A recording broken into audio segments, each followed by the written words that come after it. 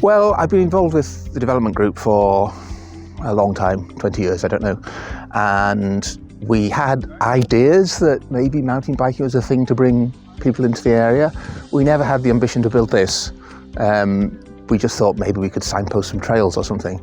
And then Chris came along and said, well, why not we just go for a trail centre? So we thought, well, I'm a mountain biker, that sounds like a good idea, bound to bring people in. And 10 years later, here we are. Tarland Trails is Aberdeenshire's first large-scale mountain bike trail centre. It comprises of our original trails, our first set of trails at Drummie Woods, and then Tarland Trails Pittenderrick. On the other side of Tarland's is a larger set of trails, much more distance from the car park. We've got a wide range of flowing trails, jump trails. What a larger mountain bike facility does is it brings people from a wider range of area to support the local economy, and that's ultimately what the Mountain Bike Trails project has set out to do. Storms Arwen, Malach and Corrie devastated the region from a mountain biking perspective, but also from a personal perspective for lots of people as well. Out of that adversity came a fund that wanted to develop the adventure tourism, and that was our first Kickstarter fund. But to realise the full potential of the project, we needed to find more money as the build was going on. That's where the fund from Inspiring Scotland came on board, and with the funds of £100,000, we then secured another £215,000 on top of that to be able to realise the ambition of building the complete trail centre.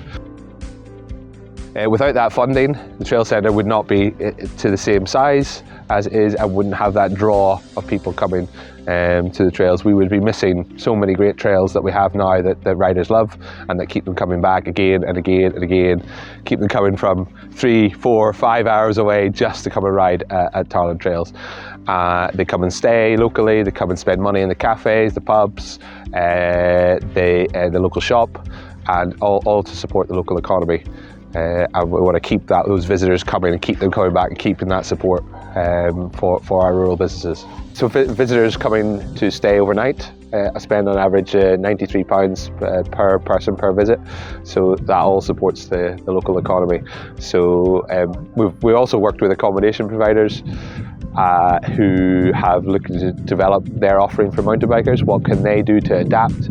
So from Airbnbs having a hose available to wash bikes, to the local hotel having a secure bike bothy where you can wash your bike, lock it up safely and securely, and then enjoy all the facilities that the hotel has to offer. It's just about making sure you've got a plan for how you maintain, sustain and develop the project. Mountain biking trails take a lot of work to maintain.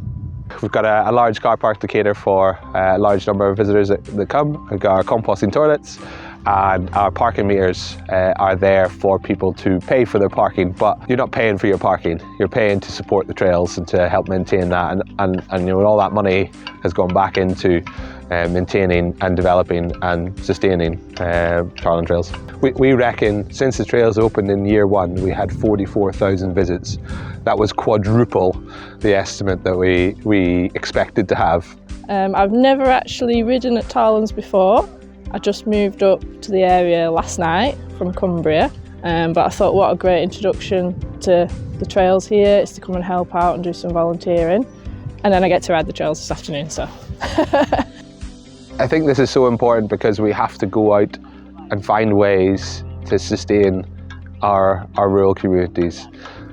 We can't just expect to give it on a plate. We've got to work hard to find that ability to be self-sustaining, whether that be wind turbines, whether that be hydro schemes. And Tarland Trails can become, and is becoming, our community revenue generation scheme. We can then look to continue to reinvest that money into our trails, into paying our staff, and then hopefully in the future into creating a community fund that we can then look to spread those benefits throughout the community as well. Takes a lot of hard work, a lot of determination. You know, the hard bit is finding that first bit of money. If you can get that first bit of money, then that is just the catalyst to open the door to everything else. It's a very big job for a volunteer group to run a thing like this. It's actually amazing that we've achieved what we have, but I can understand why a lot of groups might say, oh, that's just too big for us, because it is a big job, but it's worth it in the end because we've got this. Come visit, come stay locally, come spend money in the cafes, the pubs, the bike shop, come and ride some awesome flow trails in Tarland, Aberdeenshire.